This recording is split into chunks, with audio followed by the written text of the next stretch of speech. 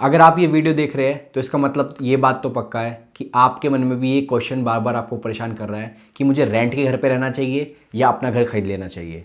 आज की वीडियो को देखने के बाद आपको ये डाउट बिल्कुल क्लियर हो जाएगा।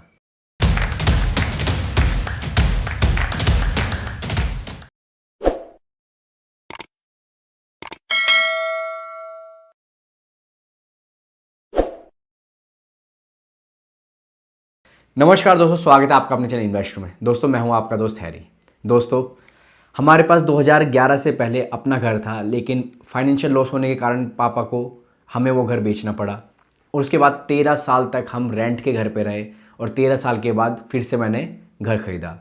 तो मैं मानता हूं कि इस बात का जवाब देने के लिए कि क्या आपको रेंट के घर पे रहना चाहिए या खुद के घर में रहना चाहिए, मैं मोस्ट एलिजिबल पर्सन हूं अगर मैं अपने एक्सपीरियंस से आपको बताऊंगा। क्योंकि जो बात आप फाइनेंशियल गुरुज से सुनोगे, पता नहीं उनके पास अपना घर है या नहीं है, तो ये कहना बड़ा आसान है कि नहीं नहीं रेंट के घर पे रहते रहो, लेकिन जो सोशल प्रेशर होता है, ये सब चीज़ें होती है, तो वो आप खुद समझते हैं कि कितना ज़्यादा बर्डन मेंटली दिमाग पे पड़ता है कि यार मुझे अपना घर ले लेना चाहिए। लेकिन क्या जल्दबाजी में जैसे ही हमारी पहली जॉब लगे और हम तुरंत होम लोन लेके एक बर्डन अपने ऊपर ईएमआई का डाल ले, ये तरीका सही है?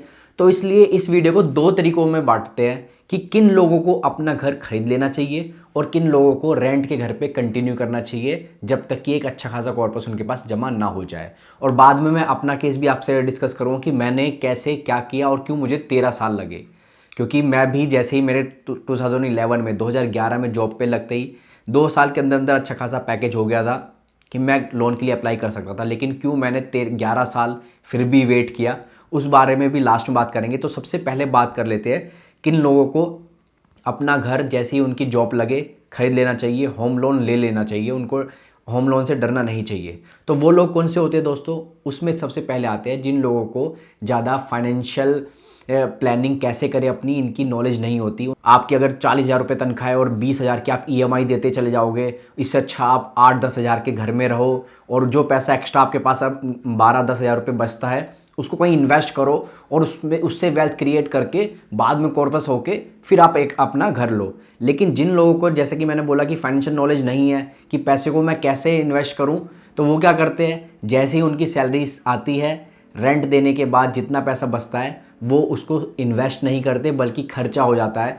तो उनमें बिल्कुल भी ये कैपेबिलिटी नहीं है, अपने आप को लैक करते हैं अगर फाइनेंशियल टर्म्स पे कि मुझे इन्वेस्ट करना ढंग से नहीं आता, तो उन लोगों को अपना घर खरीद लेना चाहिए।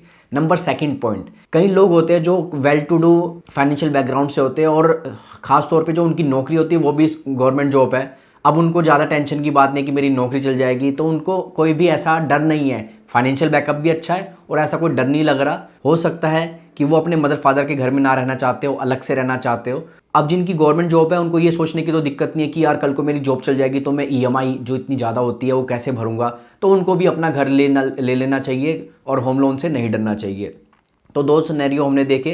पहला सिनेरियो हमने बात करी कि जिनको फाइनेंशियल नॉलेज नहीं है कि अपने पैसे को कैसे इन्वेस्ट करूं उनको। सेकंड, जिन पे जॉब सिक्योरिटी है, जिनको ये डर नहीं लगता कि यार मेरी तो प्राइवेट जॉब है, कल को चली गई तो मैं ईएमआई कैसे भरूंगा, तो उनको भी अपना घर खरीद लेना चाहिए। तीसरा, जिनको लगता है यार फाइनेंशियल प्लानिंग करके कुछ हासिल नहीं होगा और हम अगर अर्ली रिटायरमेंट के लिए हमें कोई ऐसी जल्दबाजी नहीं है, freedom to get independent, financially independent होने की कोई ऐसी जल्दबाजी नहीं है, तो उनको भी अपना घर ले लेना चाहिए। साथ ही कुछ ऐसे लोग होते हैं जिनकी जॉब ट्रांसफ़र जॉब नहीं होती, यानी कि उनको एक ही शहर में बहुत लंबे समय तक जॉब करना होता है, चाहे वो प्राइवेट सेक्टर में हो या कुछ गवर्नमेंट सेक्टर में भी आपके ट्रांसफ़र्स इतने ज़्यादा नहीं होते हैं तो सिटी के विद इन सिटी होते हैं। तो उन लोगों को भी ये सोच लेना चाहिए कि यार हमें इसी सिटी में सेटल होना है और इतना कुछ हमारा आगे का प्लानिंग नहीं है एक सिटी से दूसरी सिटी मूव करने का, तो वो भी घर लेने की सोच सकते हैं। कई बार क्या होता है दोस्तों, हमारी फैमिली सपोर्टिव नहीं होती। मेरे केस में मैं लकी था कि मेरी फैमिली सपोर्टिव थी, मुझे इतना टाइम मिला। कई बार हमारी फैमिली प्रेशर होते हैं, रिलेटिव्स के प्रेशर होते हैं कि यार आप क्या कर रहे हो, नौकरी कर रहे हो, आपने घर नहीं लिया और क्या करोगे ऐसी तनख्वाह का, कल को रेट बढ़ जाएंगे, फिर आप घर नहीं खरीद पाओगे। तो इतने सारे फैमिली प्रेशर, रिलेटिव्स के प्रेशर होते हैं, मेंटली आदमी इतना स्ट्रेस में चला जाता है। तो इससे अच्छा है कि आप अगर वो स्ट्रेस को नहीं झेल सकते हैं तो अपना घर ले लो, होम लोन ले लो, कोई बुराई नहीं है। तो ये 3-4 केसेस हमने डिस्कस किए जिस केस में आपको अपना घर ले लेना चाहिए। अब बात करते हैं किन केसेस में आपको अपना घर ना लेके रेंट पे कंटिन्यू करना चाहिए और बाद में अपना घर लेना चाहिए। पहला, अगर आप में इतनी फाइनेंशियल समझ है कि अगर मैं 20,000 की ईएमआई दूं और 8,000 का रेंट दूं, इसके बीच का जो डिफरेंस है 12,000 रुपये का, इसको मैं इतने बढ़िया तरीके से इन्वेस्ट कर सकता हूं ताकि कम समय में एक अच्छा खासा कॉर्पस मेरे पास हो जाए, यानी कि अगले 5-10 साल में मेरे पास एक अच्छा खासा अमाउंट क्रिएट हो जाए। ऐसा मेरा इन्वेस्टमेंट प्लान है। अगर मुझे ऐसी समझ है तब तो मुझे रेंट पे कंटिन्यू करना चाहिए ताकि कोई भी अननेसेसरी का बर्डन मेरे ऊपर लोन का ना आ जाए, क्योंकि अब जैसे ही आप लोन लेंगे आपकी सैलरी से, आपकी सैलरी 40,000 है, 50,000 है, 20-30,000 रुपया फिक्स जाना लगेगा ईएमआई में और फिर आप ज़्यादा सेव नहीं कर पाओगे। बाकी पैसे में घर का खर्चा चलाओगे तो इन्वेस्ट क्या करोगे, और इन्वेस्ट नहीं करोगे तो कॉर्पस नहीं जोड़ पाओगे। दूसरा, जिन लोगों को अपनी लाइफ से पैसे से ज़्यादा टाइम की अहमियत है, जो ये चाहते हैं कि यार मेरे को एक टाइम मिले जब मैं अपने टाइम में जो मेरा मन करे वो मैं कर सकूं, और मुझे फाइनेंशियल इंडिपेंडेंस के लिए काम करना है कि मैं जितनी जल्दी अपनी जॉब से डिपेंडेंसी अपनी हटा लूँ। तो ऐसे लोग तभी जॉब से डिपेंडेंसी हटा सकते हैं जब इनिशियल स्टेज में वो कोई बर्डन ना रखे, ना कोई कार लोन रखे, ना कोई होम लोन रखे। अगर जैसे ही आपकी पहली जॉब लगी, सैलरी आते ही आपने कार लोन ले लिया, 1.5-2 साल बाद आपकी शादी हुई, उसके बाद आपने होम लोन ले लिया, तो आप पूरी ज़िंदगी कभी कार लोन की ईएमआई और फिर होम लोन की ईएमआई, कार लोन की ईएमआई तो फिर भी कुछ सालों की होगी, 8-9 साल की, लेकिन होम लोन की ईएमआई आपकी 20-30 साल तक चलती रहेगी। और फिर आप जॉब्स में फंस जाओगे कि ये जॉब नहीं तो अगली जॉब, मेरे का तो सीटीसी बढ़ना चाहिए, मुझे तो दूसरी जॉब के लिए भागना पड़ेगा, मेरे तो खर्चे ज़्यादा हो रहे हैं, मेरी इनकम कम पड़ रही है। तो फिर ये साइकिल है, इसमें आप उलझ के रह जाओगे। तो बेटर यही रहेगा कि आप अपनी लाइबिलिटीज़ को ना बढ़ाएं और जितना हो सकता है इनिशियल स्टेज में जो भी पैसा आ रहा है उसको इन्वेस्ट करें। और वो तभी पॉसिबल है कि जब आप अपने लाइबिलिटीज़ कम रखेंगे, आपके पास जो इनफ्लो आ रहा है सैलरी के रूप में, उसमें से आउटफ्लो उतना ना हो जो कि ईएमआई देने पे होगा, चाहे घर की हो चाहे कार की हो। तो इस तरीके से भी आप एक कॉर्पस जोड़ सकते हैं तो और अपने फाइनेंशियल इंडिपेंडेंस की तरफ आगे बढ़ सकते हैं। तीसरा पॉइंट आता है कि आपकी फैमिली भी सपोर्टिव होनी चाहिए। जैसे कि हमने पहले केस में देखा था कि जब आपको घर ले लेना चाहिए, क्यों? क्योंकि आप जो सोसाइटी का प्रेशर है वो नहीं झेल पा रहे, फैमिली सपोर्टिव नहीं है, बार बार आपको बोलती है कि क्या कर रहे हो ऐसे सैलरी का, आप घर नहीं ले पा रहे हो, लोन ले लो, घर ले लो। तो अगर आपकी फैमिली सपोर्टिव नहीं है तो आपके पास ऑप्शन बचता नहीं है। लेकिन अगर आपकी फैमिली सपोर्टिव है, वो समझती है कि आप क्या कर रहे हैं, किस हिसाब से आप अपना इन्वेस्टमेंट कर रहे हैं, कैसे आपका फोकस ईएमआई देने से अच्छा है कि मैं कैसे ज़्यादा से ज़्यादा पैसा इन्वेस्ट करके एक कॉर्पस जमा करूं, इसके ऊपर आपका फोकस है और आपकी फैमिली समझती है आपकी भावनाओं को, आपकी फीलिंग्स को, आपकी प्लानिंग को, तो फिर आप रेंट के घर पे कंटिन्यू कर सकते हैं। तो ये 3-4 पॉइंट है कि कब आप रेंट के घर पे कंटिन्यू कर सकते हैं। मैं ब्रीफ कर देता हूँ दोनों ही केस में। कब आपको घर लेना चाहिए? जब आप फाइनेंशियली ज़्यादा प्लानिंग ना कर पाएँ अपनी, कैसे आपको पैसा इन्वेस्ट करना ना समझ पाएँ, आपके जॉब सिक्योरिटी हो, ज़्यादा आपको टेंशन ना हो जॉब से। तीसरा, आप ये नहीं चाहते कि मेरे को कोई फाइनेंशियल फ्रीडम मिले, आप अपनी जॉब से खुश है, अपना उसी में कंटिन्यू करना चाहते हैं और फैमिली आपकी बिल्कुल भी सपोर्टिव नहीं है। वो चाहते हैं कि जल्द से जल्द आप चाहे लोन लो, कैसे भी लो, अपना घर लो, रिलेटिव्स का, फैमिली का, सोसाइटी का प्रेशर आप पे, तो उस केस में आपको घर खरीद लेना चाहिए।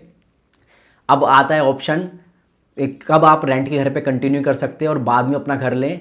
अगर आपकी फैमिली सपोर्टिव है, अगर आपको ये समझ है कि जो पैसा घर रेंट का और ईएमआई का जो डिफरेंस है उस पैसे को मैं ठीक से इन्वेस्ट कर सकता हूँ, आपको उसकी समझ है, तो आप अपना रेंट पे कंटिन्यू कर सकते हैं। फैमिली सपोर्टिव है, ये पॉइंट मैंने आपको बता दिया। और तीसरा, आप में एक आग है कि मुझे जल्द से जल्द अपनी जॉब डिपेंडेंसी ख़त्म करनी है, तब आप जितनी लाइबिलिटीज़ अपने ऊपर कम रखेंगे उतना ही ज़्यादा आप पैसा बचा पाएंगे और सेव कर पाएंगे और उतने ही जल्दी आप एक अच्छा खासा कॉर्पस जमा कर पाएंगे।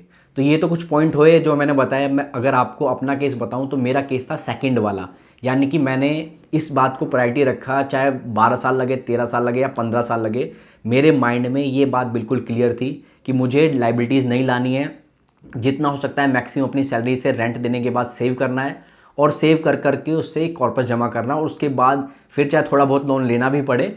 अब आपने दोनों ही पक्ष सुन लिए हैं, लेकिन फिर भी मैं यही बोलूँगा कि ये बहुत इंडिविजुअल डिसीजन है। आप किसी फाइनेंशियल गुरु की वीडियो देखकर, कोई एक्सेल शीट पे किया हुआ काम देखकर ये डिसाइड नहीं कर सकते हैं, क्योंकि आपके सर्कमस्टांसेस सिर्फ आप जानते हैं। तो इसलिए इस बात का डिसीजन आप ही ले सकते हैं कि मुझे रेंट का घर ज़्यादा प्रेफर करना चाहिए या फिर होम लोन लेके ईएमआई बांध के अपना घर खरीद लेना चाहिए। मैंने आपको दोनों ही पॉइंट बता दिए।